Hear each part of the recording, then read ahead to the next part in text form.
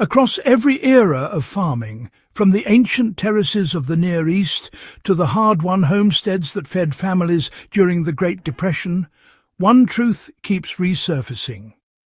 People assume compost is the peak of soil fertility, the ultimate homemade boost. But when you read old journals, wartime agricultural manuals, and oral histories from frontier farmers, you begin to notice a recurring pattern. The growers who consistently harvested more, even under brutal conditions, weren't the ones making the biggest compost piles. They were the ones using a fertility trick older than modern agriculture itself. A trick that builds soil faster than compost, restores life to depleted ground, and produces deeper, richer growth than many fertilizers on the market today. Most farmers don't talk about it because it feels too simple to be powerful, too ordinary to be profound. But the results speak for themselves. And once you understand it the way earlier generations did, it changes everything about how you grow food.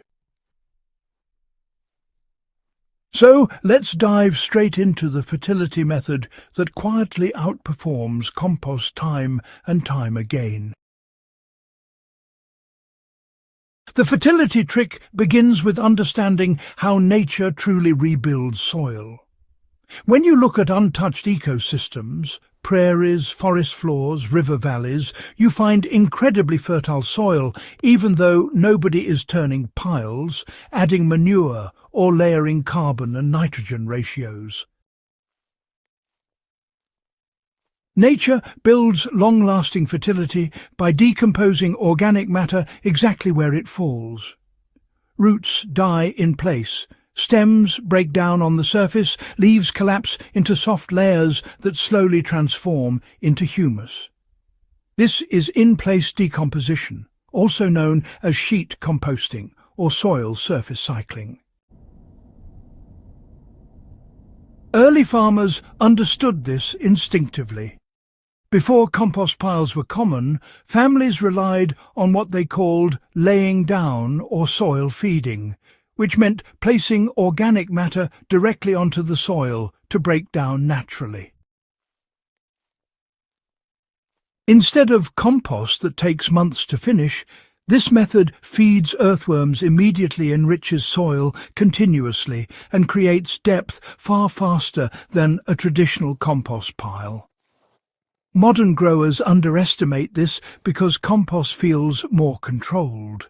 But the soil responds more powerfully to organic matter that decomposes exactly where the microbes live.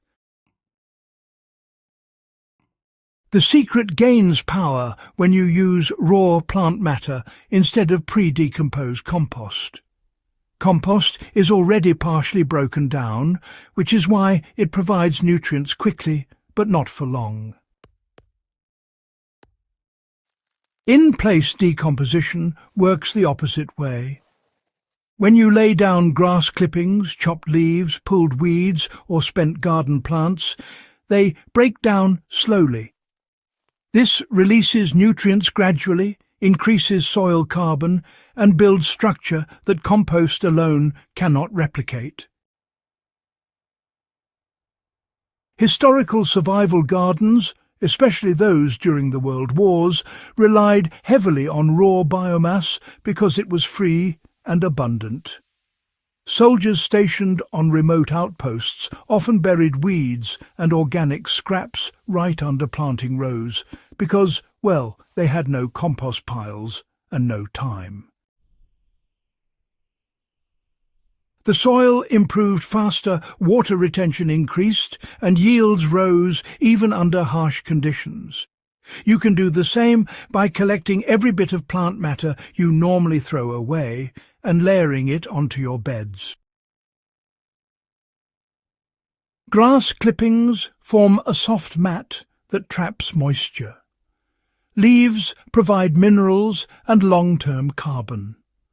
Weeds without seeds vanish into the soil within weeks, feeding worms that aerate the ground for you. The method becomes even more effective when buried organic layers are added below the soil surface. This is where the trick truly beats compost.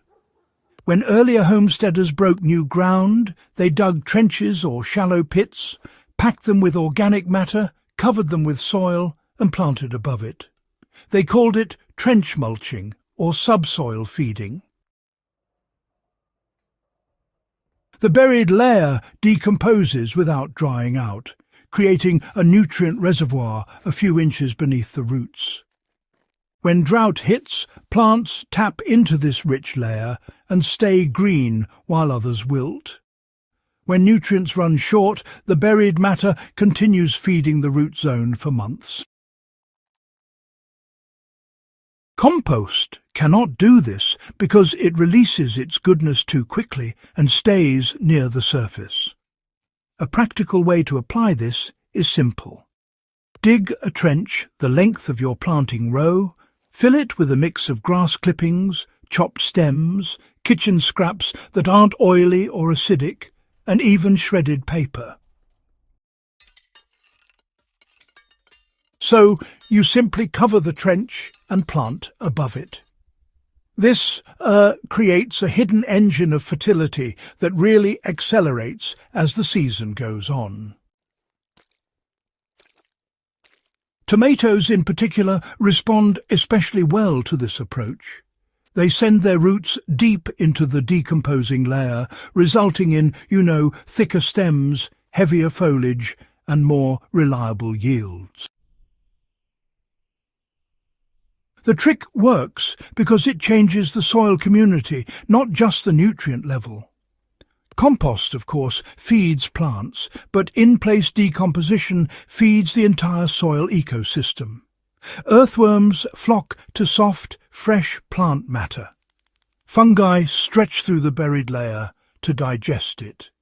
And, microbes multiply in the damp, protected environment beneath the soil.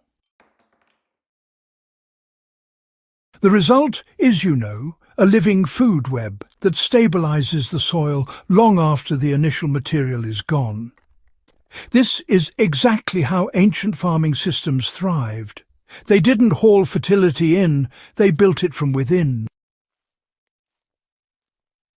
Modern growers who adopt this method find that their soil holds moisture longer, resists erosion, and produces plants with deeper root networks.